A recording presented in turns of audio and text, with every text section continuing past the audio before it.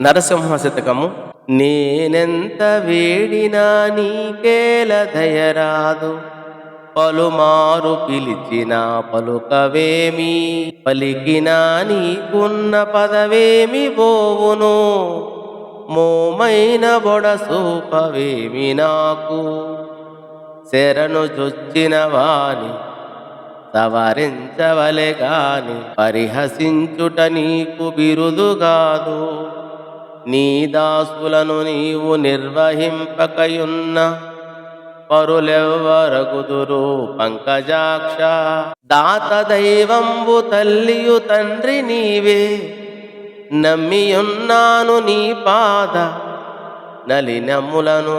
భూషణ వికాస శ్రీధర్మపుర నివాస, దుష్ట సంహార నరసింహ దురిత దూరా. శోభామయమగు ధర్మపురమున వసించు ఓ నరసింహస్వామి, నీవు దివ్యాభరణములతో ప్రకాశించువాడవు, పాపములను పాలద్రోలువాడవు, దుష్టులను శిక్షించువాడవు. తండ్రి, ఎంత వేడుకున్నా నీకు నాపై దయరాదేమి, ఎంత పిలిచినా మారు పలుకవేమి. పలికితే నీ పదవి ఊడిపోతుందా? ముఖం కూడా దాచేసుకుంటావెందుకని?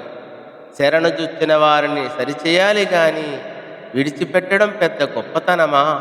నీ దాసులను నీవు కాకపోతే మరెవరు కాపాడుతారు? కమలనయన, దాతవు నీవే, నాకు దైవము నీవే, తండ్రి తండ్రి నీవే.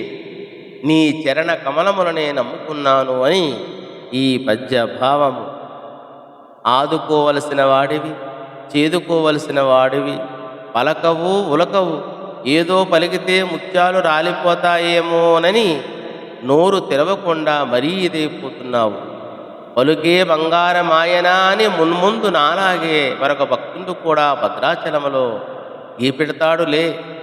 భక్తుల్ని కనికరించి పలకరించాలి గాని ఏదో సామెత చెప్పినట్లు మరీ తడిసిన నులకమంచం బిగుసుకున్నట్లు ఉంటే ఎలా అని ఈ పద్య భావము.